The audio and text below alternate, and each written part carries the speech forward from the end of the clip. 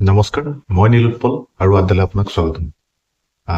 আজি অলপ সময় আগতে মই ইউটিউবত দুটা ভিডিঅ' দেখিলোঁ আৰু সেই ভিডিঅ' দুটাৰ আলমতে আজি আলোচনাটো কৰোঁ বুলি আহিছোঁ। প্ৰথমতে বলকচোন ভিডিঅ' দুটা চাই লওঁ। These are questions you can ask our president, BJP president, BJP secretary. We are busy with our own. You're busy with your campaign, yes. So why you are putting this structure? These are not at all necessary. I said, please stop it. Please stop it. No, this is not the way. I am going to the people now. So why you are putting this as others? Asking Please, because you're representing the party. अरे भाई ये लोग তুমি কেলে আনা এইবোৰ মানুহ এইবোৰ ননসেন্স মানুহবিলাক কেলে আনা নাজানো মই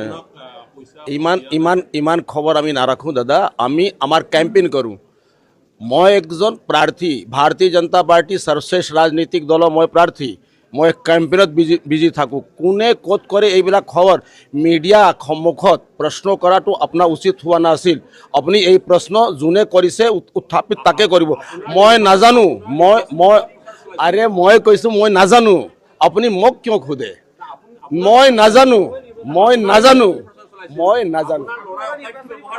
ভিডিঅ' কেইটা আপোনালোকে মন কৰিলে, এই ভিডিঅ' কেইটা চাই মোৰ মনত দুটামান প্ৰশ্ন উত্থাপিত হৈছে। সেইকেইটাৰ বিষয়ে আলোচনা কৰিবলৈ লৈছোঁ। প্ৰথম কথা হ'ল, আমি সকলোৱে সংবাদ মাধ্যম বা আন ছ'চিয়েল মিডিয়া প্লেটফৰ্মবিলাকতো দেখি আহিছিলোঁ যে এই বছৰৰ যোৰহাট বিধানসভা সমষ্টিৰ যিখন নিৰ্বাচনী যুঁজ আৰু মূল যি দুগৰাকী প্ৰাৰ্থী হিতেন্দ্ৰনাথ গোস্বামী আৰু গৌৰৱ গগৈ, তেওঁলোকে ইজনে সিজনে বোকা ছটিওৱাৰ যিটো ৰাজনীতি সেইটো তেওঁলোকৰ মাজত খুব কম দেখা গৈছিল। গতিকে দুইজনে অতি ভদ্ৰ আৰু নম্ৰভাৱে নিজৰ ৰাজনৈতিক প্ৰচাৰ চলাই গৈছিল। কিন্তু শেহতীয়াভাৱে হিতেন্দ্ৰনাথ গোস্বামীৰ এই ভিডিঅ'টোৱে সেই যিটো ভাৱমূৰ্তি আছিলে তেখেতৰ প্ৰতি, যি অমায়িক আৰু ভদ্ৰ নেতা হিচাপে আচলতে পৰিচিত আছিলে অসমীয়া মানুহৰ মাজত অসমত, গতিকে এই ভিডিঅ'টো চোৱাৰ পিছত অলপ সময়ৰ বাবে হ'লেও কিন্তু সেই যিজন হিতেন গোস্বামী, ভদ্ৰ আৰু নম্ৰ হিতেন গোস্বামী প্ৰতি মানুহৰ অলপ প্ৰশ্নবোধক সৃষ্টি হ'ব। আৰু প্ৰথম কথাটো হ'ল কি, সাংবাদিকৰ প্ৰশ্নৰ উত্তৰ দিবলৈ গৈ ইমান অস্বস্তিত কিয় পৰিব লাগে নেতাসকল? মই বুজি পোৱা নাই। হয়, কেতিয়াবা কিছু সাংবাদিকে খবৰ সংগ্ৰহ কৰিবলৈ যাওঁতে কেতিয়াবা নুসুধিবলগীয়া প্ৰশ্ন কিছুমান সোধে আৰু যি মানুহক আচলতে ব্যতিব্যস্ত কৰি তোলে। সাধাৰণ মানুহৰ কথা বেলেগ।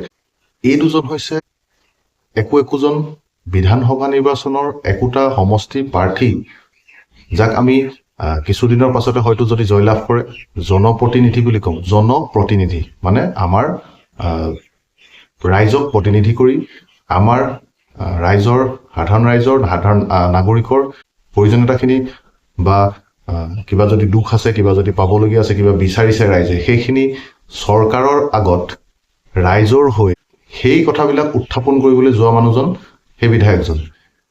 গতিকে এখন ঘৰতে নিজৰ শহুৰৰ ভাই ককাইৰ মাজতো বা মাক দেউতাকৰ লগতো কথাৰ বা মতৰ মানুহৰ অমিল হোৱা দেখা যায়। গতিকে ইমানখিনি ৰাইজক তেওঁ প্ৰতিনিধিত্ব কৰিবলৈ গৈ আছে। গতিকে ৰাইজৰ মাজত সকলোৰে মত যে একে হ'ব তেনে কোনো কথা নহয়। কোনোবাই বেলেগ ধৰণে বিচাৰে, কোনোবাই বেলেগ ধৰণে বিচাৰে। গতিকে সেইখিনি আলোচনাৰ মাধ্যমেৰে সংযতভাৱে কেনেকৈ সমাধান কৰিব পাৰি, বা কোনোবাইতো ভুলো বুজিব পাৰে, সকলো কথাই যে সকলোৱে শুদ্ধ হৈ ক'ব তেনেকুৱা কোনো কথা নাই। গতিকে তেওঁ এজন জনপ্ৰতিনিধি হিচাপে সেইখিনি সমাধান কৰাটো তেখেতৰ দায়িত্ব। আৰু দ্বিতীয় কথাটো হ'ল কি, সাংবাদিকজনে এজন সাংবাদিক হিচাপে যোৱা নাই। তেখেতে মানে ধৰি ল'লো সমষ্টিটোত লাখ লাখ ভোটাৰ থাকে।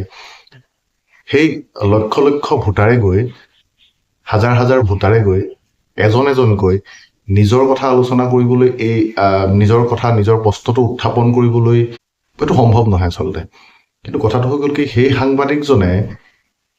সাংবাদিকজনৰ জৰিয়তে ৰাইজৰ মনত বিভিন্ন প্ৰশ্ন যিটো উত্থাপন হৈ থাকে, ৰাইজৰ মনত যিবিলাক প্ৰশ্ন উঠি আছে, সেইবিলাক সেই সাংবাদিকজনৰ জৰিয়তে সেই সংবাদটোৰ জৰিয়তে ৰাইজৰ মাজলৈ সাংবাদিকজনে লৈ যাবলৈ চেষ্টা কৰে কিন্তু তেনে ক্ষেত্ৰত এজন সাংবাদিকক এই ননসেন্স বুলি বা আমাৰ গুপ্তাজীয়ে কোৱাৰ নিচিনাকৈ মানে গুপ্তাজীৰ যিটো এগ্ৰেছিভ মুড দেখিলোঁ এগ্ৰেছিভ হয় নাই মই নাজানো কিন্তু মুডটো তেনেকুৱাই লাগিলে তো তেনেকৈ এজন জনপ্ৰতিনিধি হ'বলৈ গ'লে কেনেকৈ হ'ব আৰু প্ৰত্যেকজন জনপ্ৰতিনিধি মই এই দুজন বুলি কোৱা নাই মই এই দুটা ভিডিঅ' দুটা পালোঁ কাৰণে মই এতিয়া ভিডিঅ'টো লগাই দিছোঁ শাসকীয় বিৰোধী বুলি কথা নাই কোনোবা নিৰ্দলীয় হ'ব পাৰে কোনোবা শাসকীয় হ'ব পাৰে কোনোবা বিৰোধী দলৰ হ'ব পাৰে তাত কোনো কথা নাই জনপ্ৰতিনিধিজন এই যে নিৰ্বাচন খেলিবলৈ গৈ আছে এই নিৰ্বাচনত যে থিয় হৈছে প্ৰাৰ্থী হিচাপে তেখেতক কোনেও ফ'ৰ্চফুলি